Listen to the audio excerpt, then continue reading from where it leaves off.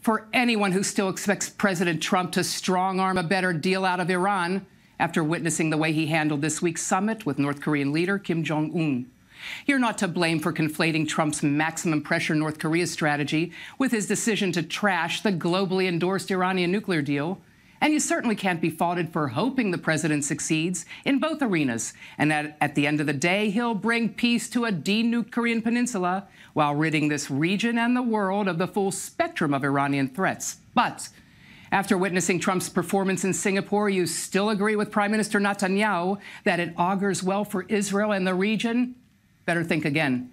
From Trump's meandering, narcissistic press conference, it's clear he's banking on his gut to deliver a deal rather than a clear strategy for complete, verifiable dismantlement of the North's nuclear and ballistic missile arsenals.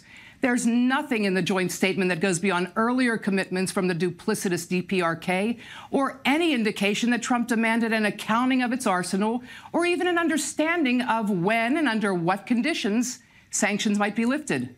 He hailed as achievements the North's destruction of a key nuclear test site, despite expert findings that it wasn't irreversibly destroyed the way the JCPOA forced Tehran to kill off its heavy water reactor by pouring concrete in its core. As proud as he was in touting Kim's commitment to working toward complete denuclearization of the peninsula, not once did Trump acknowledge that, to Kim, complete disarmament must also include U.S. nukes deployed in the support of the South. That's like Obama acceding to Iranian demands that, as part of the P5+1 deal, Israeli nukes would be put on the table. For a country so practiced in extorting concessions and cheating on deals, such vague starting principles will drag talks on for years, while Kim reaps the fruits of newfound legitimacy. And it gets worse. Trump surprised Korean allies and his own Pentagon brass by suspending a showcase symbol of the bilateral alliance, a military drill he assailed as expensive, inappropriate, and provocative war games. Adding insult to injury, he took Seoul to task for not footing enough of the bill.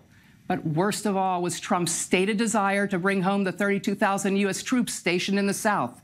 In that one capricious, offhand remark, basking as he was at the center of the world stage, Trump lost a lot of his leverage, along with the credibility of a military threat. So to all those looking to Trump to coerce a better deal from Iran, I ask, is this the shrewd negotiator who will bring the Ayatollahs back to the table? Or a self-obsessed showman ready to sell out his allies for a shot at the history books?